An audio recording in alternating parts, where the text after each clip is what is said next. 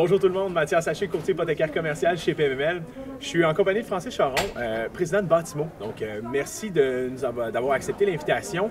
Et je pense que Francis, dans les gens présents ici, tu es une des personnes qui bouge le plus présentement au moment où on se parle, même avec la situation économique actuelle. Ma première question va être basée sur comment tu as vécu 2022 et comment tu penses vivre 2023 présentement avec la situation au niveau des taux d'intérêt, l'incertitude de marché et tes projets de construction qui sont en cours. Et parle-moi un petit peu de tes projets immobiliers. En fait, si on commence par 2022, je pense que ça a été une année de changement. On a vécu une augmentation du taux directeur de 0,25 à 4,5 et dans une vitesse record. Une augmentation de taux d'intérêt, c'est problématique et ça ne l'est pas. C'est la rapidité auquel on a fait face au changement de marché. Donc, en ce moment, chacun des projets fait face à des appels de fonds parce qu'il n'y a pas personne qui a prévu un taux d'intérêt à 400 points ou 450 points de plus que l'underwriting. Donc, ça, c'est vraiment problématique. Les coûts de construction sont encore en hausse.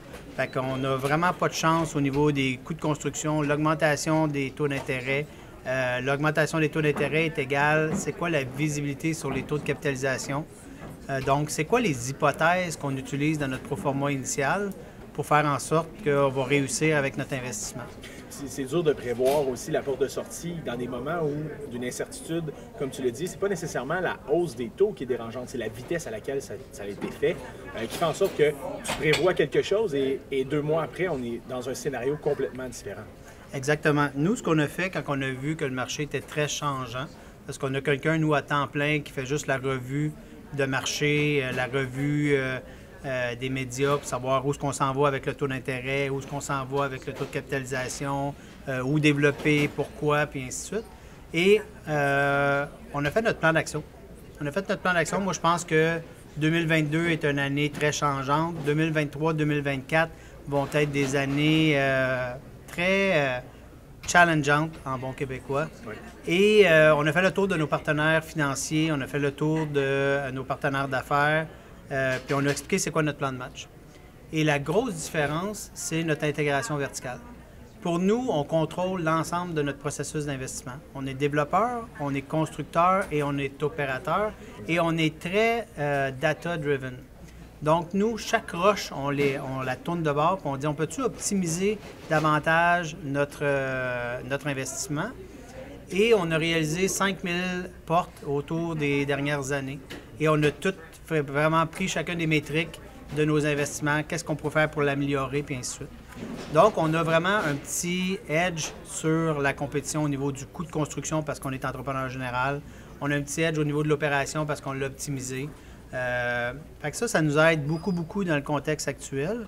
Et quand on rencontrait nos prêteurs, 3 éléments qui revenaient toujours de l'avant, c'est est-ce que tu as une expertise vraiment excellente du produit que tu veux développer?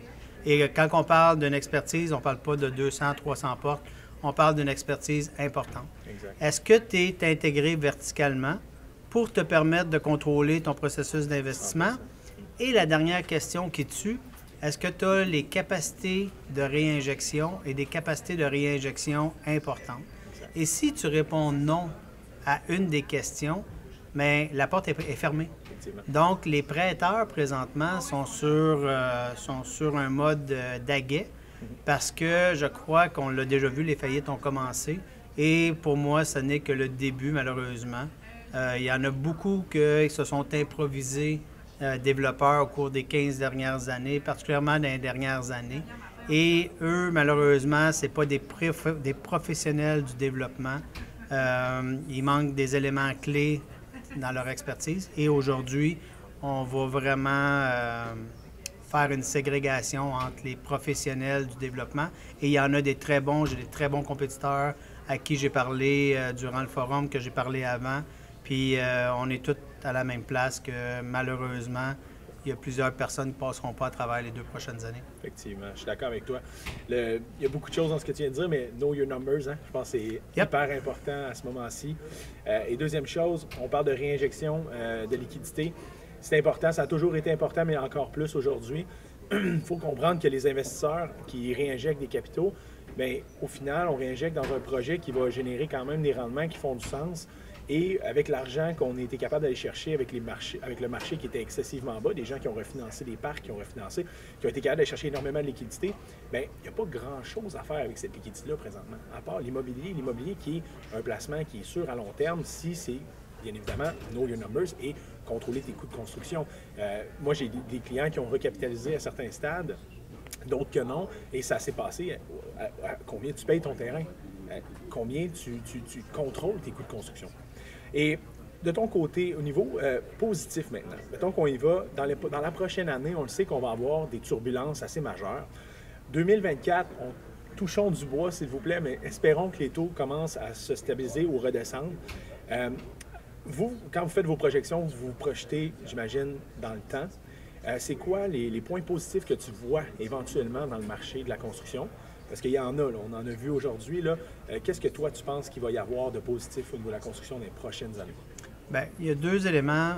Au niveau de la construction, on s'entend que les dernières années, c'était des années folles. Les sous-traitants, les fournisseurs se sont vraiment payés la traite. Et c'était pas pour nous combien ça coûte, c'est es-tu capable de le faire, oui ou non, dans le délai qu'on voulait. Exact. Donc, la notion de prix, elle a monté de façon considérable. Et là, il y a entre 25, il y en a même qui va jusqu'à 75 % des projets qui sont repoussés dans le temps ou qui sont carrément cancellés. Et là, les sous-traitants qui avaient un carnet de commandes de 4000 portes, bien là, tu te ramasses avec 400 portes, mais tu avais structuré ton infrastructure, tes employés, tes contremaîtres et tout, même tes outils que tu louais avant, comme les fracos, tu les as achetés parce que là, tu avais beaucoup d'ouvrages. Mais là, du jour au lendemain, encore une fois, le marché va changer. Fait que, est-ce qu'on va voir une diminution des coûts de construction? On commence à en entendre parler, mais pratiquement, on ne le voit pas encore, des soumissions qui ont baissé. Mais excavateurs, barres d'armature, coffreurs commencent à être beaucoup plus polis qu'auparavant. Donc, on peut sentir qu'il va y avoir une diminution des coûts de construction. Puis d'un autre côté, on reçoit des fournisseurs, augmentation de l'acier de 15 %, augmentation du Gyproc, augmentation de la laine.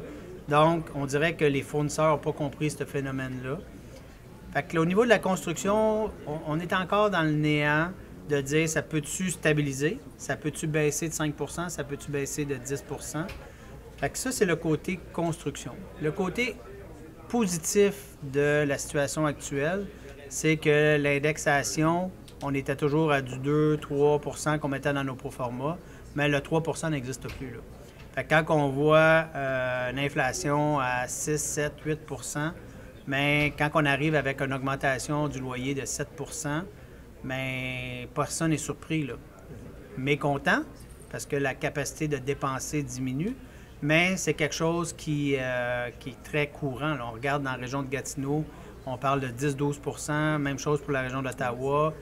Région de Montréal, je parlais avec plusieurs confrères, consorts tantôt, on parle d'un 7 à 8 %, 5 % moyen, mais produit neuf, 7 à 8 %. Fait que ça, c'est l'indexation qu'on met à l'intérieur de nos proformas est très, très, très supérieur à un 25 points de taux de cap ou un 50 points de taux de cap. Fait que, il y a une relation à avoir entre les deux.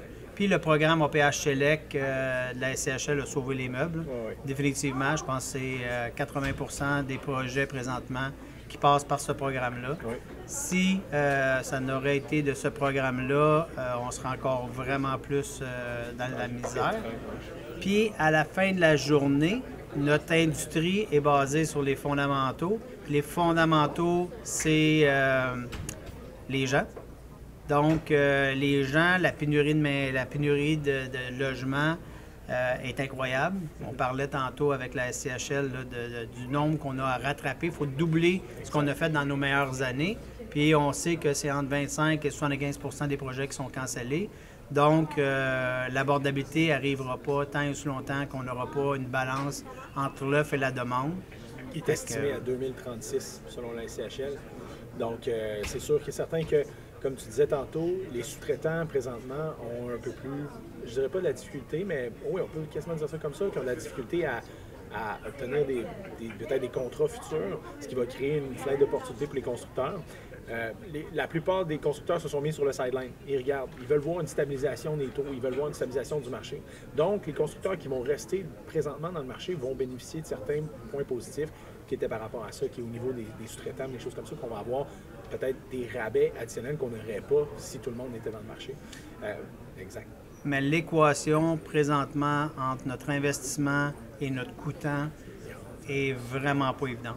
Donc, si on n'est pas un professionnel du développement puis qu'on n'est pas très data-driven pour maximiser chacun des éléments de notre investissement, l'équation est très difficile à faire arriver.